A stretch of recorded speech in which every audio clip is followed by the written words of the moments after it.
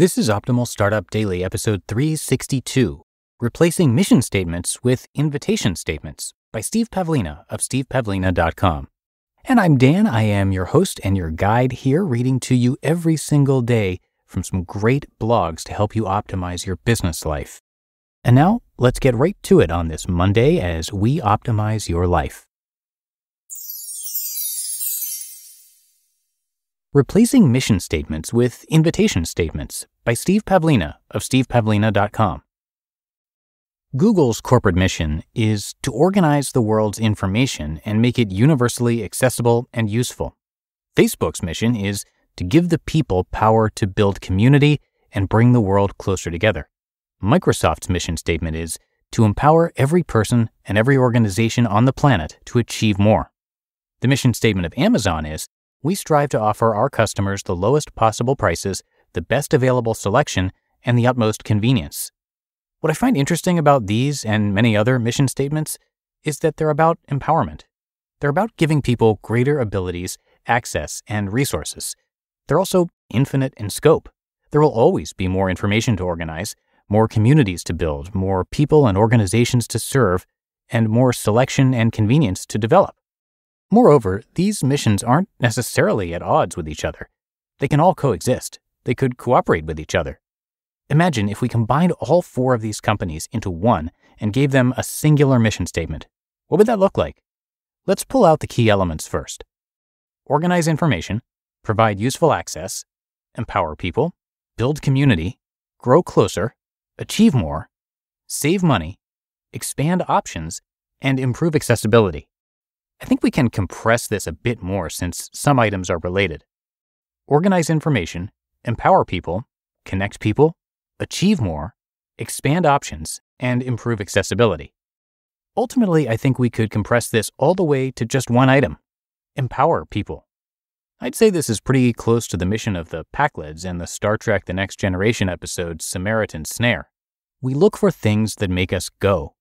Unfortunately, when the Enterprise crew tries to graciously help the Packlids kidnap the chief engineer and make him do their bidding without consent. The Packlids don't see a problem with this. They're just following their normal mission. I find it interesting that what's missing from these mission statements, and countless others, is consent. If you think about it, there's a certain aggressiveness and pushiness to them. Organizing the world's information requires capturing it. The world has a lot of information, much of it stored in people's brains. Google's mission, as is, would require getting at these contents and making them accessible to all. Facebook's mission could be seen as pushing some people to connect in ways they may not want to. Does everyone want to be nudged closer together? What if some people don't consent to that and would rather keep their distance? Communities empowered by Facebook are already impacting our lives in ways we didn't consent to. That's true even for people who've never directly participated in the service. Where did we consent to achieving more? Not everyone wants that. Some are quite content achieving the same or less. Yet Microsoft's mission is to give the gift of increased productivity to everyone, quote-unquote, on the planet. How does a child consent to this? Wouldn't that mission eventually lead us to Borg implants from birth? If you're an Amazon customer, do you necessarily want the lowest possible prices? Is that even a good idea? What if you prefer higher quality at higher prices, but with less waste, reduced environmental impact, and more sustainability? Non-customers have to endure the impacts of this mission without their consent. Can anyone simply spin up a new global mission and foist it upon us without our consent? Yes, presently they can, and they do. And this will continue because Packlids are abundant in the galaxy. This non-consent aspect of corporate missions gives rise to much resistance, though.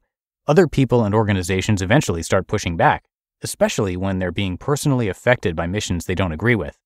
When someone else defines a mission whose impact will affect your life, even if you never become a customer, isn't there a part of you that wants to respond, "How dare you?" or "You arrogant," or something worse? What's the alternative, though? While I don't think it's realistic to predict all of the ripples a business may create over time, especially a big one, I do think we can at least consider the consent angle and develop less aggressive, more consent-based statements that still empower people. At the very least, some common sense could be used. With billions of people on Earth, there's a good chance that someone will object no matter what mission statement you come up with, so it probably shouldn't be about pushing some transformation for everyone on Earth. You can limit it to those who'd accept and appreciate it. So perhaps a better statement for Microsoft would be, to empower people and organizations who invite and appreciate Microsoft's help and support to achieve more. Now it's an invitation, not something you're forcefully ramming down my throat. I feel less resistance towards it. The revised statement would give me squishier feelings towards Microsoft. The old statement makes me feel inclined to object, or at least to make jokes about it, mainly because the everyone on the planet aspect is ridiculous and stupid. Maybe I'll make it my mission to help everyone at Microsoft acknowledge this. Here's a thought. What if we did away with mission statements altogether? How about if we replace mission statements with invitation statements instead? Invitations are much more agreeable. Invite people to participate in your vision to create a better future, but don't push your vision on the whole world, because people will fight you on that. If you force your mission onto people without consent, so much of your otherwise creative energy will be wasted on defending yourselves eventually, and you'll deserve that kind of response. Invite people to your party, but don't make attendance mandatory. And show some respect for your neighbors who may be affected by the party. You don't have permission to change the whole world. Maybe you think you don't need permission and you can do it anyway, and you can use that frame, but it will result in a rising resistance because that framing is violent. If you want to set yourself up for fight because you think it's noble or something, that's up to you. But then you have no right to be surprised, shocked, or outraged when people push back, because that's a predictable outcome of your framing. It's awesome to empower people, and kudos for doing that. But consider the benefits of inviting consent for where, when, and how you do this. If it's a cool invitation, people will say yes and show up. And even when they decline, they may still appreciate being invited. This means less energy wasted on defending against rising resistance, and more energy you can invest in throwing bigger, better, and more interesting parties. Parties that make us go. You just listened to the post titled Replacing Mission Statements with Invitation Statements by Steve Pavlina of stevepavlina.com. And now, are your credit card bills keeping you up at night? Interest rates in the double digits? Be smart and pay off your credit card balances with a credit card consolidation loan from Lightstream. Rates start at 4.98% APR with autopay and excellent credit. Plus, the rate is fixed, so it will never go up over the life of the loan. You can get a loan from $5,000 to $100,000, and there are absolutely no fees. You can even get your money as soon as the day you apply. Lightstream believes that people with good credit deserve a better loan experience, and that's exactly what they deliver. Our team has tried it, and we were impressed with what Lightstream could do. And just for my listeners, apply now to get a special interest rate discount and save even more. Now, the only way to get this discount is to go to lightstream.com/OSD. lightstream.com/OSD. Subject to credit approval. Rates range from 4.98% APR to 19.99% APR and include 0.50% autopay discount. Lowest rate requires excellent credit. Terms and conditions apply, and offers are subject to change without notice. Visit lightstream.com/OSD for more information. And a big thank you to Steve Pavlina, as usual, for letting us share his work for so long now.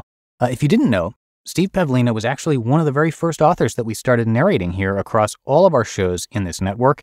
He writes about personal development as well as money, health, relationships, business, and advice, which is currently the lineup of podcasts that we've got here, covering those very same topics. So you can bet that you're going to hear articles from him across all of our shows quite regularly. Now, Steve is widely recognized as one of the most successful personal development bloggers in the world, with his work attracting more than 100 million visits to stevepavlina.com. He has written more than 1,500 articles now and recorded many audio programs as well. Conscious growth has been the central focus of his life. He studies what it means to grow and how we can deliberately invite, process, and integrate new growth experiences. So I would urge you to come by stevepavlina.com to learn a lot more and to show your support for Steve. But that's it for another edition of Optimal Startup Daily. Hope you're having a great start to your week, and I will be back again with you tomorrow for the Tuesday show, where your optimal life awaits.